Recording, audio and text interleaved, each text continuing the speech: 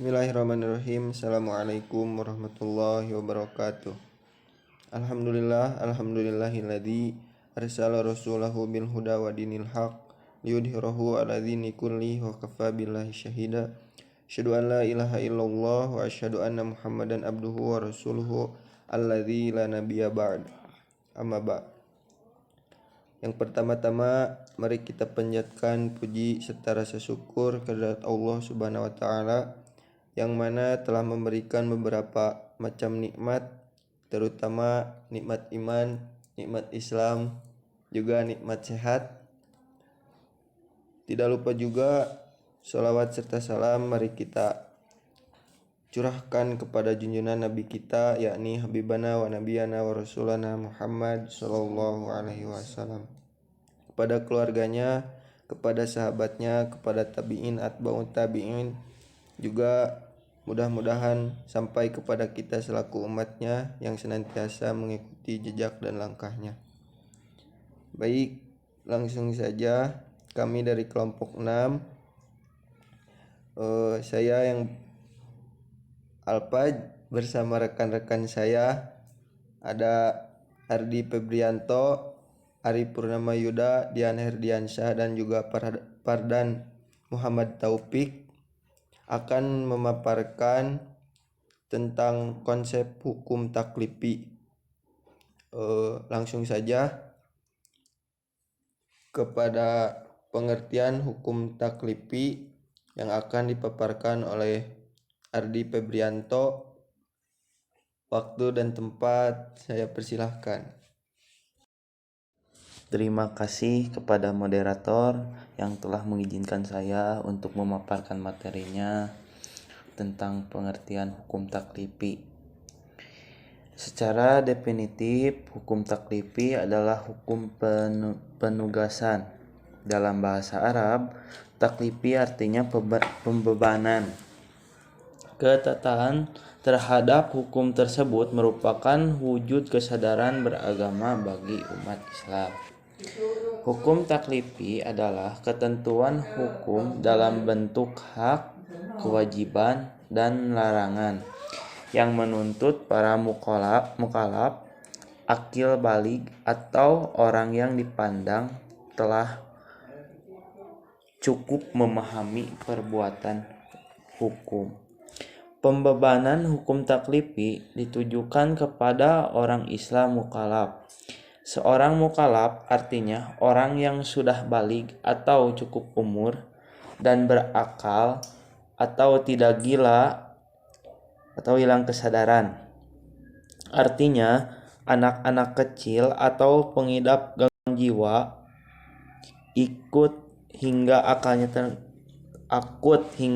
akalnya terganggu tidak dibebani hukum-hukum taklifi. Lantas apa saja macam-macam hukum taklifi? Sekian dari saya kembalikan lagi ke moderator. Terima kasih kepada Ardi Febrianto yang telah menyampaikan materinya. Untuk selanjutnya terkait macam-macam hukum taklifi. Yang pertama, hukum wajib yang akan dipaparkan oleh Ari Purnama Yuda.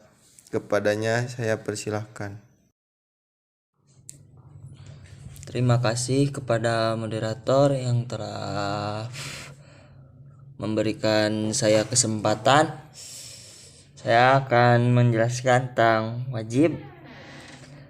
Pembebanan suatu perkara hingga hukumnya wajib didasarkan dalil-dalil yang pasti atau qadhi dan tidak diragukan kesahihannya. Karena itu, orang-orang yang mengingkari hal-hal wajib dalam Islam, keimanannya patut dipertanyakan.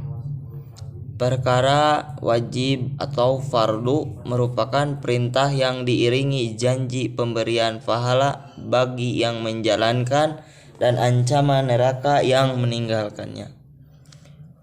Contoh-contoh perkara wajib dalam Islam adalah perintah sholat 5 waktu, puasa, zakat, dan haji bagi yang mampu.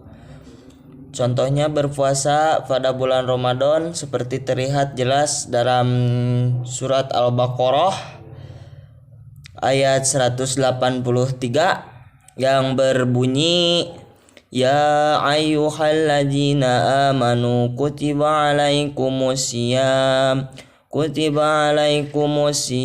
kama kutiba alal ladzina min qablikum la'allakum tattaqun. Yang artinya, wahai orang-orang yang beriman, diwajibkan atas kamu berpuasa sebagaimana diwajibkan atas orang sebelum kamu agar kamu bertakwa. Sekian dari saya.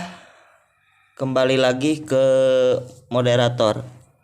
Terima kasih kepada Ari Purnama Yuda yang telah menyampaikan materi terkait hukum taklifi yaitu wajib, dan untuk selanjutnya yang kedua sunnah yang akan disampaikan oleh rekan saya juga. Kepada Pardan Muhammad Taufik, waktu dan tempat saya persilahkan. Terima kasih kepada moderator yang telah memberikan waktunya. Baik, yang selanjutnya hukum-hukum taklifi setelah wajib yaitu sunnah. Sunnah yaitu suatu perkara dianggap sunnah apabila yang mengerjakannya memperoleh pahala dan meninggalkannya tidak mendapat dosa. Artinya seorang muslim yang mengerjakan amalan itu lebih baik daripada yang tidak mengerjakannya. Ulama mazhab Maliki Imam Asy-Syatibi menyatakan bahwa perkara sunnah merupakan pelengkap dari ibadah wajib. Ia merupakan penyempurna dari kelalaian dalam ibadah fardu di atas. Barang siapa yang senantiasa melaksanakan ibadah sunnah, pasti ia juga menjalankan ibadah wajib, tulis Imam Asy-Syatibi dalam kitab Al-Muwafaqat 2008. Contoh-contoh perkara sunnah adalah mengerjakan sholat rawatib, sholat duha, puasa Senin dan Kamis, dan sebagainya.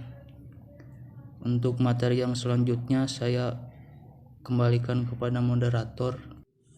Terima kasih kepada Pardan Muhammad Taufik yang telah menyampaikan materinya yang terkait dengan sunnah. Dan untuk selanjutnya materi terkait tentang haram yang akan dipaparkan oleh Dian Herdiansyah. Waktu dan tempat saya persilahkan. Selanjutnya yaitu hukum haram. Lawan dari hukum wajib adalah haram. Jika perintah wajib harus dikerjakan, larangan haram harus ditinggalkan. Perkara haram adalah perintah untuk meninggalkan suatu hal dengan janji pahala apabila mentaatinya. Sementara itu, orang yang melanggarnya akan dikenai dosa. Haram ialah tuntunan yang tegas dari Allah Subhanahu wa taala untuk tidak dikerjakan secara pasti. Jadi, tidak ada tawar-menawar kecuali harus ditinggalkan. Konsekuensi dari hukum haram adalah seseorang yang mengerjakan akan mendapat dosa dan kehinaan, sedangkan bagi yang meninggalkannya akan mendapat pahala dan kemuliaan. Contohnya berzina, mencuri, minum khamar, dan membunuh tanpa hak. Yang selanjutnya yaitu makruh. Lawan dari hukum sunnah adalah makruh. Jika perkara sunnah dianjurkan untuk dikerjakan, perkara makruh sebaiknya ditinggalkan. Tidak ada dosa bagi orang yang melakukan perbuatan makruh, namun memperoleh pahala apabila meninggalkannya. Di antara contoh perbuatan makruh adalah lebih baik diam daripada membicarakan hal-hal tak berguna. Pengertiannya ialah suatu yang diperintahkan oleh Allah agar seseorang tidak mengerjakan sesuatu. Tapi perintah untuk tidak mengerjakan sesuatu itu sifatnya tidak pasti. Dengan kata lain, larangan tersebut tidak sampai ke derajat haram. Contohnya, larangan Allah kepada manusia untuk bertanya sesuatu yang apabila dijelaskan akan menyusahkan. Terima kasih. Sekian dari saya, kembalikan kepada moderator. Terima kasih kepada Dian Herdiansyah yang telah menyampaikan materi terkait hukum haram dan juga makruh. Untuk selanjutnya hukum mubah. Perkara mubah adalah hukum opsional. Orang-orang Islam boleh mengerjakan atau meninggalkannya. Keduanya tidak menghasilkan pahala atau memperoleh dosa. Mubah adalah sesuatu yang oleh Allah diperbolehkan bagi mukallaf untuk memilih antara mengerjakan atau meninggalkan. Dengan kata lain, Allah tidak menyuruh dan tidak melarang. Mubah tidak berpahala jika dikerjakan dan tidak pula berdosa jika ditinggalkan.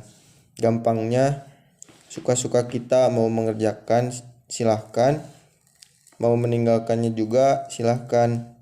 Tidak ada yang memberi sanksi. Contohnya, berburu setelah melakukan haji, bertebaran setelah salat Jumat, dan sebagainya.